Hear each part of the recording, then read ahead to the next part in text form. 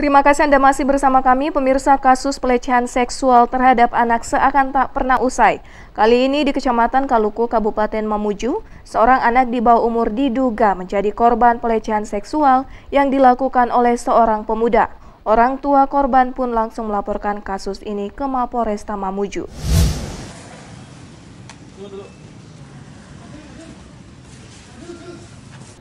Seorang warga Kelurahan Kaluku Mamuju mendatangi SPKT Mapolresta Mamuju bersama anaknya WL berusia 15 tahun untuk melaporkan dugaan perbuatan asusila salah seorang pemuda berinisial IS.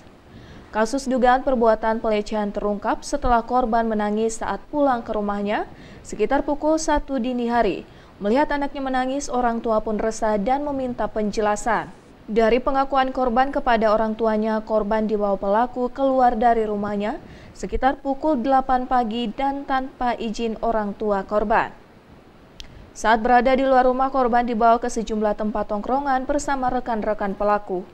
Setelah itu korban dibawa ke sebuah gubuk dalam kebun yang jauh dari perkampungan warga. Di tempat tersebutlah pelaku melakukan perbuatan asusila dengan memaksa membuka pakaian dalam korban.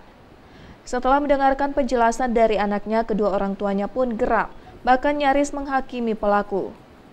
Orang tua korban pun langsung melaporkan kasus dugaan perbuatan asusila tersebut dan meminta pihak kepolisian untuk memproses hukum pelaku sesuai dengan undang-undang yang berlaku. Pencabulan anak di bawah umur.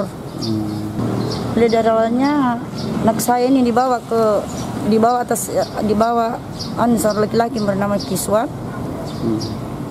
Dari situ saya keberatan. Mulai dari keluar rumah tanpa izin dengan saya, dikembalikan setelah 12:30. Usai menerima laporan korban atas kasus dugaan perbuatan asusila tersebut, bagian unit perlindungan perempuan dan anak Polres Mamuju langsung memproses dan meminta keterangan korban. Pihak kepolisian juga akan melakukan penjemputan terhadap pelaku dugaan perbuatan pelecehan seksual tersebut. Dari Kabupaten Mamuju, Abdul Jalal, iNews melaporkan.